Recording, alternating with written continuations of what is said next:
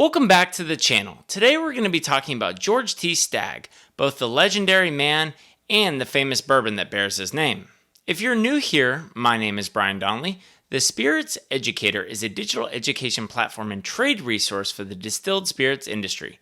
My aim is to provide in-depth spirits information, brand transparency, and category education for distributor sales teams, service industry and hospitality members, and motivated enthusiasts. I currently work for a major wine and spirits distributor, but my work here on the Spirits Educator is completely unaffiliated with my current employer. For today's video, I'm going to be referencing a script that I wrote so I can communicate all this information accurately. If you would like to read the write-up for George T. Stagg on my website, I'll have a link below in the description. All right, who was George T. Stagg? George T. Stagg was born in 1835 in Lancaster, Kentucky, 35 miles south of Lexington. Stagg was a talented whiskey salesman. He was also a partner with the famous Colonel E.H. Taylor Jr., the owner of the historic OFC, or Old Fire Copper Distillery, which is now the present-day Buffalo Trace Distillery in Frankfort, Kentucky. Before working in the whiskey industry, Stagg enlisted in the Union Army in 1861 during the American Civil War. He served in the 21st Kentucky Infantry Regiment and saw combat in the Battle of Franklin, Battle of Nashville, Battle of Stone River, Battle of Kennesaw Mountain, and Siege of Atlanta.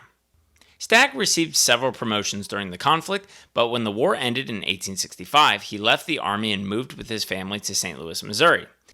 There, he met and impressed an affluent local businessman named James Gregory. Together, the two formed a partnership and established a new company called Gregory and Stagg, Commercial Merchants and Distillers Agents. Stagg went on to sell Kentucky whiskey throughout the United States. His work allowed him to get to know many of the big-name distillers and rectifiers of his time. In 1873, a severe economic condition put the famous bourbon producer, Colonel E.H. Taylor Jr., in considerable debt with Gregory and Stagg's company. Stagg used Taylor's financial woes as an opportunity to transition from Kentucky whiskey salesman to distillery owner and producer. The company paid off Taylor's debt and gained a controlling interest in Taylor's two distilleries, the OFC Distillery, Old Fashioned Copper in Frankfort, and the Carlisle Distillery in Leestown. Despite his financial hardships, Taylor was still known as the father of the modern bourbon industry, and Stagg understood the importance of keeping the Taylor name associated with the company and, subsequently, the whiskey they produced.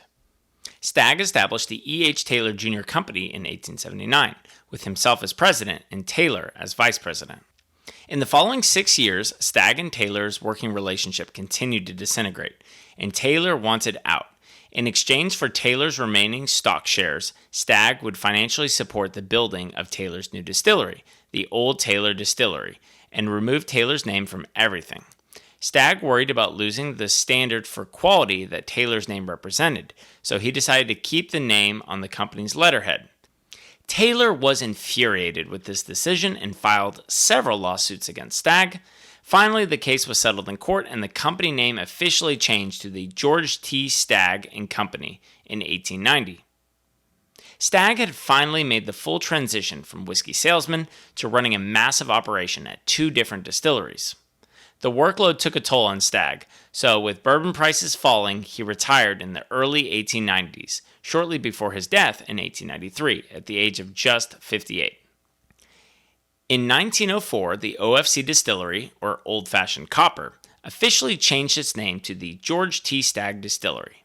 The distillery went by this name for almost a century until it was renamed the Buffalo Trace Distillery in August of 1999, after a significant renovation and the launching of a new flagship bourbon of the same name. Next, let's talk about the bourbon that bears Stagg's name. George T. Stagg is produced from Buffalo Trace's Mash Bill No. 1, a traditional bourbon mash bill of corn, rye, and malted barley, but with a lower rye content.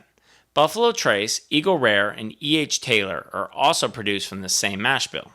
This expression is a member of the Buffalo Trace Antique Collection, or BTAC, along with Sazerac Rye 18-year, William LaRue Weller, Thomas H. Handy, and Eagle Rare 17-year-old. Outside of the famous Pappy Van Winkle brand, these 5 bourbons are some of the world's most coveted bourbons. Next, let's talk about Stagg Jr., the baby brother brand to George T. Stagg bourbon. George T. Stagg bourbon is always bottled uncut, unfiltered at no less than 15 years old. So, there is a slightly younger expression of George T. Stagg available called Stagg Jr. This expression is also uncut and unfiltered, but bottled around 10 years old. Thank you so much for watching. I hope you found this video informative and enjoyable. Please give it a like and subscribe. If you would like to support this channel further, please consider becoming a Patreon member. I'll have a link below in the description.